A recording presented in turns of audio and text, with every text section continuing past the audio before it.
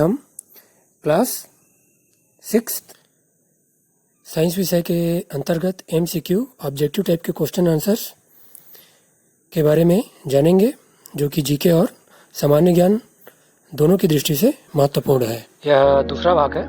पहले भाग में हमने पहले के जो चैप्टर्स हैं उनके जितने भी महत्वपूर्ण इम्पोर्टेंट MCQ ऑब्जेक्टिव टाइप के क्वेश्चन आंसर्स थे उसके बारे में जाना था।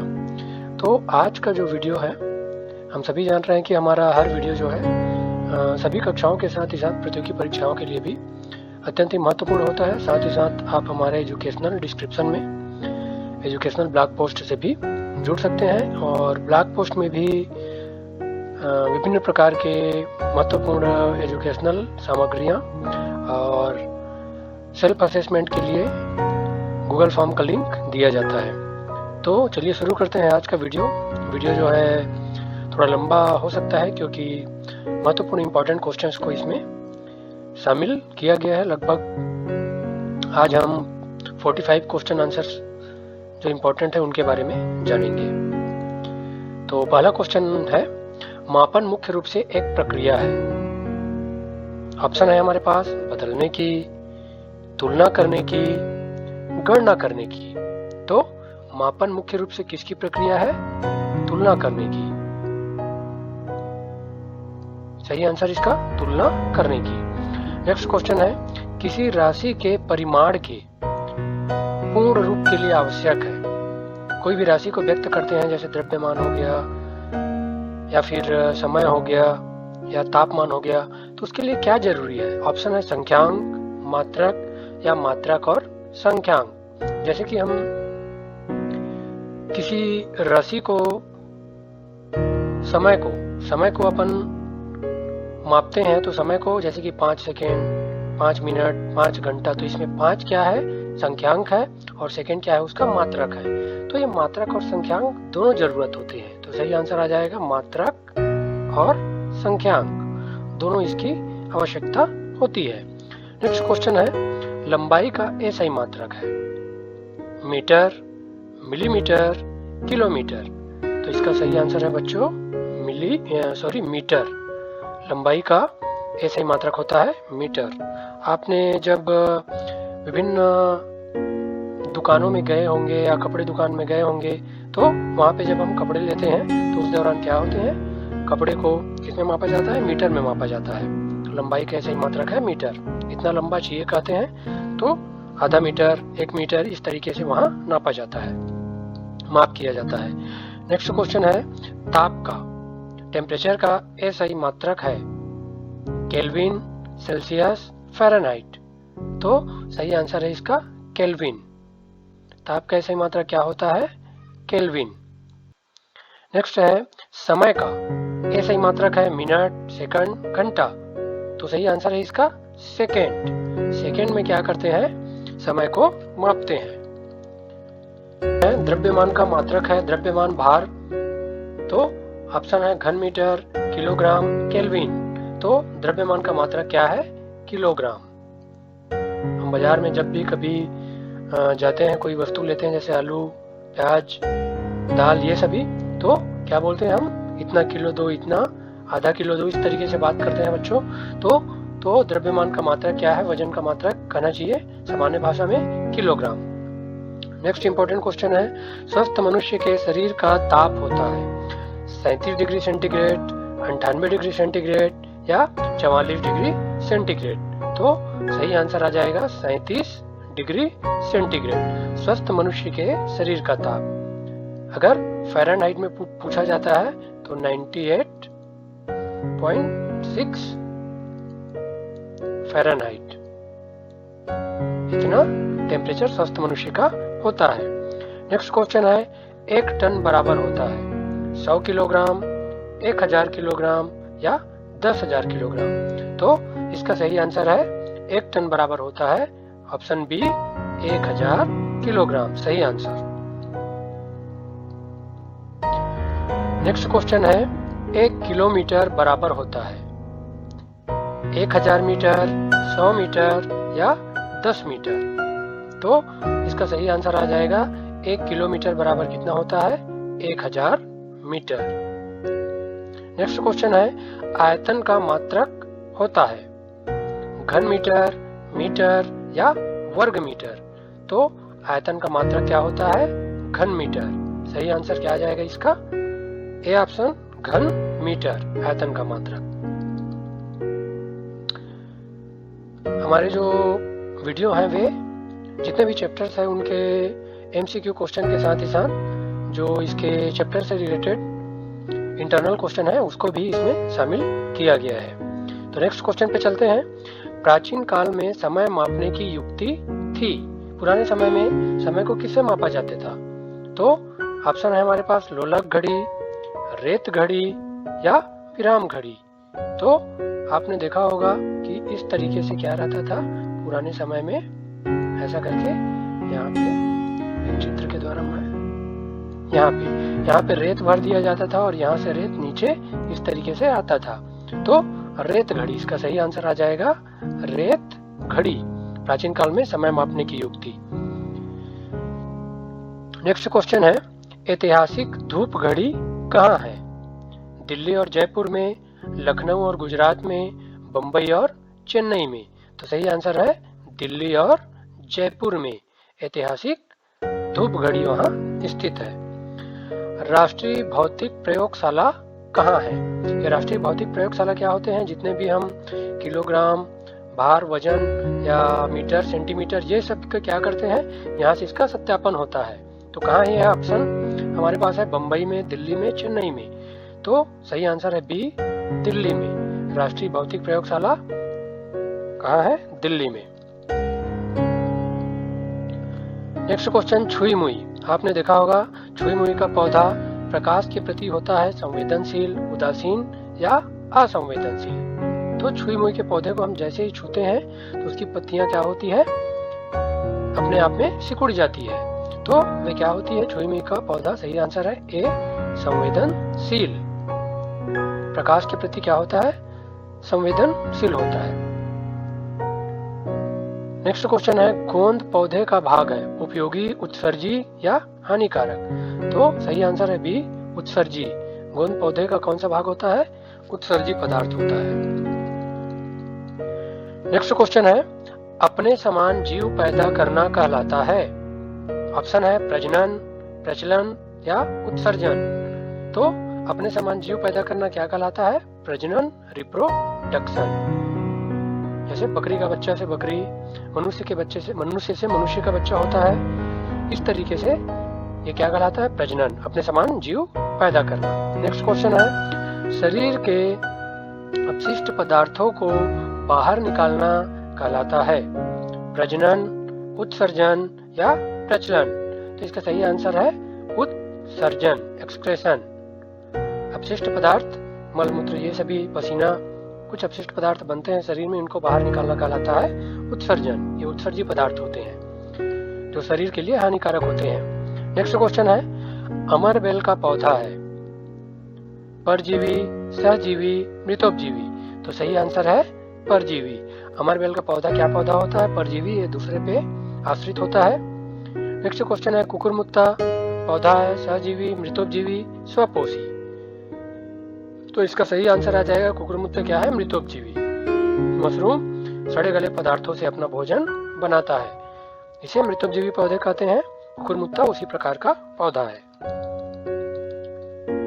नेक्स्ट क्वेश्चन है, जिन जीवों में रीढ़ की हड्डी होती है उसे कहते हैं कशेरुकी, अकशेरुकी या स्तनधारी। तो सही आंसर है ये कशेरुकी। जिन जीवों में रीढ़ की हड्डी पाई जाती है वर्टिब्रेट्स कहा जाता है। बीज से पौधे का बनना सजीवों में किस क्रिया को प्रदर्शित करता है? हम सभी जान रहे हैं बीजों से क्या बनते हैं? पौधे बनते हैं। तो यह कौन सी क्रिया को प्रदर्शित करता है? वृद्धि को, प्रजनन को या उत्सर्जन को? तो बीज से पौधे का बनना प्रजनन, रिप्रोडक्शन को प्रदर्शित करता है।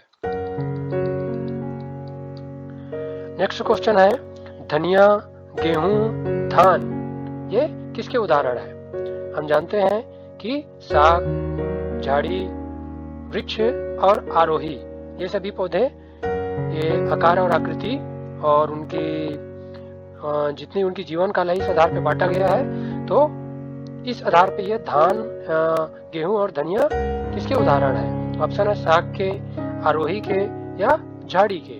तो ये क्या होते हैं, इनके तने मुलायम होते हैं, सामान्यतः 1 वर्षीय उससे कम समय में ये हो जाते हैं। तो ये आंसर हो जाएगा ये साग के, और ये सामान्यतः हरे भी होते हैं। आरोही जो जैसे कि सेम हो गया, कुमड़ा हो गया, करेला हो गया, ये सभी आरोही या लता के अंतर्गत आते हैं। झाड़ी जो हो गया गुलाब का पौधा, पपीते, ये सभी झाड़ी के अंतर्गत आते हैं। और वृक्ष जो सामान्यतः कठोर होते हैं, उनके तने जैसे आम, पीपल, ये सभी वृक्ष के अंतर्गत आते हैं। नेक्स्ट क्वेश्चन है, कलश पादप पौधा है। कलश पादप परजीवी है, कीटभक्षी या मृतोपजीवी? तो कलश पादप पौधा क्या है? कीटभक्षी। ये इनकी पत्तियों की बनावट इस तरीके से होती है कि ये कीटों को क्या करते हैं, पत्तियों में आने के बाद उसको भोजन के रूप में ग्रहण करते हैं। तो कीटभक्षी पौधा है कलश पादप। बीज से निकलने वाला सफेद भाग कहलाता है। बीज को जब हम मिट्टी में डालते हैं बच्चों, तो मिट्टी में डालने के बाद उसके 2 भाग निकलते हैं, एक ऊपर की ओर आता है और एक जमीन से नीचे की ओर जाता है। तो ये ऊपर की ओर जाता है वो क्या कहलाता है, नीचे की ओर जाता है वो क्या कहलाता है? तो यहाँ पे पूछा गया है बीज से निकलने वाला सफेद भाग कहलाता है प्रांकुर, मूलांकुर या पर्वसंधि। तो सही आंसर आ जाएगा मूलांकुर। इसी से क्या बनता है? जड़ बनता है। ये जो पौधे का जो जड़ रहता है क्या होता है, वो मूलांकुर से बनता है। और प्रांकुर जो ऊपर आता है, कहना चाहिए हरा भाग, उसी से क्या बनता है, वो ऊपर का तना, बाकी प्ररोह तंत्र बनता है। नेक्स्ट क्वेश्चन है, प्ररोह तंत्र का भाग नहीं है, जड़, पत्ती, तना। तो अभी हमने बताया कि जड़ जो है नीचे जाता है, प्ररोह तंत्र का ये क्या है, भाग नहीं होता है, ये जड़ तंत्र का भाग होता है। तो प्ररोह तंत्र का भाग नहीं है, ऑप्शन आ जाएगा जड़, सही आंसर। नेक्स्ट क्वेश्चन है, एक बीजपत्री का उदाहरण नहीं है। 2 प्रकार के बीजपत्र के आधार पे होते हैं, एक बीजपत्री मोनोकॉट और द्विबीजपत्री डाइकॉट। तो एक बीजपत्री का उदाहरण नहीं है घास, गेहूं, चना। तो सही आंसर आ जाएगा ये चना। चना क्या है? द्विबीजपत्री या डाइकॉट का उदाहरण है। रेशेदार जड़ पाया जाता है मटर में, चना में या घास में। जड़ों के प्रकार हमने इस पर वीडियो बनाया है, आप उसे देख सकते हैं। तो रेशेदार जड़ पाया जाता है मटर में, चना में या घास में। तो सही आंसर आ जाएगा घास में रेशेदार जड़ पाया जाता है। जड़ 2 प्रकार के, रेशेदार और मुसला जड़। और मटर और चना में क्या होते हैं? मुसला जड़ पाया जाता है।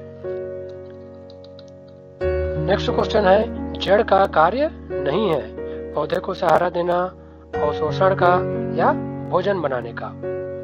सिंपल सा क्वेश्चन है ये, सही आंसर आ जाएगा भोजन बनाने का।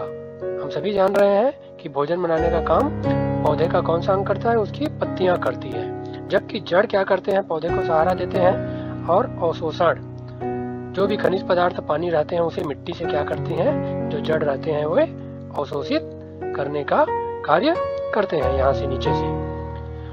पर्व संधियां नहीं पाई जाएंगी गन्ने में, बांस में, पपीते में। पर्व संधियां मतलब जो तना रहता है वहां बीच बीच में इस तरीके से क्या रहते हैं, ज्वाइंट रहते हैं, ज्वाइंट सरीखे दिखते हैं। तो गन्ने में, बांस में तो पर्व संधियां दिखती हैं हमें, पपीते में पर्व संधि नहीं पाई जाती। नेक्स्ट क्वेश्चन है, पौधे के कौन से भाग में क्लोरोफिल पाया जाता है? फूल में, जड़ में, पत्ती में। तो सभी जानते हैं कि पौधे के पत्ती में क्या होता है, क्लोरोफिल पाया जाता है, जिसके द्वारा पौधे अपना भोजन, प्रकाश संश्लेषण की क्रिया करते हैं। पौधे का प्रजनन अंग है फल, पत्ती, फूल। तो प्रजनन अंग इसका सही आंसर आ जाएगा फूल। फ्लावर जो है पौधे का प्रजनन अंग होता है। नेक्स्ट क्वेश्चन है, जड़ का रूपांतरण नहीं है, मूली, गाजर, आलू। तो बच्चों हम जान रहे हैं मूली और गाजर जो है जड़ का रूपांतरण होता है, जबकि आलू जो है तने का रूपांतरण होता है। सही आंसर आ जाएगा आलू। नेक्स्ट क्वेश्चन है, अदरक रूपांतरण है तना का, जड़ का या पत्ती का? तो अदरक किसका रूपांतरण होता है? तने का, सही आंसर। वीडियो जो है थोड़ा लंबा है क्योंकि इसमें इंपॉर्टेंट जो सभी क्वेश्चन है उसको शामिल किया जा रहा है। 45 क्वेश्चन है। तो नेक्स्ट क्वेश्चन पे चलते हैं। अंडाशय बदल जाता है बीज में, फल में, तने में। तो अंडाशय किस में बदल जाता है? सही आंसर फल में। नेक्स्ट क्वेश्चन है, पर्व संधि पाई जाती है तना में, जड़ में, फूल में। ऊपर के क्वेश्चन में हमने देखा पर्व संधि कहाँ पाई जाती है? तना में। जैसे गन्ने में देखा हमने तने में पाई जाती है पर्व संधियां। इनमें से पाचन अंग में शामिल नहीं है ग्रसनी, आंत, फेफड़ा। तो हम जान रहे हैं कि ग्रसनी जो होते हैं और आंत जो होते हैं क्या करते हैं? पाचन अंग में शामिल है, जबकि फेफड़ा जो है श्वसन अंग में शामिल है। सही आंसर फेफड़ा। अंगों से रक्त हृदय तक लाती है। तो अंगों से रक्त हृदय तक कौन लाती है? शिराएं। सही आंसर ऑप्शन है धमनियां, शिराएं और तंत्रिकाएं। तो आंसर आ जाएगा सही इसका शिराएं। नेक्स्ट क्वेश्चन है, परिसंचरण तंत्र का मुख्य अंग है शिराएं, धमनियां, हृदय। सही आंसर है हृदय। हार्ट जो है परिसंचरण तंत्र का मुख्य अंग है।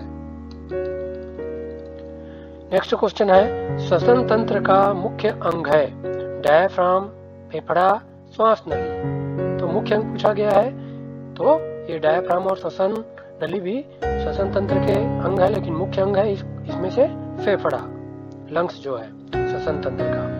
नेक्स्ट क्वेश्चन है, उत्सर्जन तंत्र का प्रमुख अंग है एक्सक्रेटरी सिस्टम का मुख्य अंग कौन सा है? वृक्क है, किडनी, मूत्राशय या मूत्रमार्ग। तो मुख्य अंग पूछा गया है प्रमुख अंग, तो वृक्क, किडनी। सही आंसर।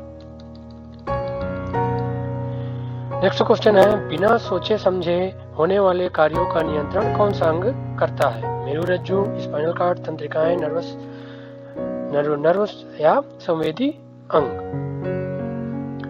सेंसरी ऑर्गन्स जो होते हैं वे। सही आंसर है बिना सोचे समझे कार्य का नियंत्रण कौन करता है? स्पाइनल कॉर्ड या मेरुरज्जु, जो ब्रेन के पीछे स्पाइनल कॉर्ड ये जो होता है। श्वसन में कौन सी गैस लेते हैं? सिंपल क्वेश्चन है, ऑक्सीजन, नाइट्रोजन, कार्बन डाइऑक्साइड। सही आंसर है ऑक्सीजन, O2। मानव शरीर में संवेदी अंगों की संख्या है 5, 4, 6। संवेदी अंग जैसे कि 5 संवेदी अंग है, मुख्य रूप से हम जान रहे हैं आंख, नाक, कान, जीभ और त्वचा। तो इनकी संख्या कितनी है? 5 संवेदों को इनके द्वारा ग्रहण किया जाता है। रक्त ऑक्सीजन युक्त होता है। नाक से जब हम सांस लेते हैं तो रक्त जो होता है कहाँ होता है? ऑक्सीजन युक्त। कहाँ होता है? वायु कोशों में, फेफड़ों में, शिरा और धमनी में। तो सही आंसर है फेफड़ों में। निम्न में से संवेदी अंग नहीं है। जैसे ऊपर बताया हमने, नेत्र, दांत, कान ऑप्शन है। सही आंसर आ जाएगा दांत जो है संवेदी अंग नहीं है, बल्कि जीभ होता है संवेदी अंग। तो आज के इस द्वितीय भाग में हमने जितने इंपॉर्टेंट क्वेश्चन थे चैप्टर से रिलेटेड उसके बारे में जाना। हमारा नेक्स्ट पार्ट जो है पार्ट 3, उसके आगे के चैप्टर्स के इंपॉर्टेंट MCQ क्वेश्चंस के बारे, क्वेश्चन आंसर्स के बारे में जानेंगे। ऐसे ही और एजुकेशनल वीडियो देखने के लिए हमारे चैनल को लाइक और सब्सक्राइब करिए और चैनल के साथ जुड़े रहिए। आप सभी का बहुत बहुत धन्यवाद। Thank you.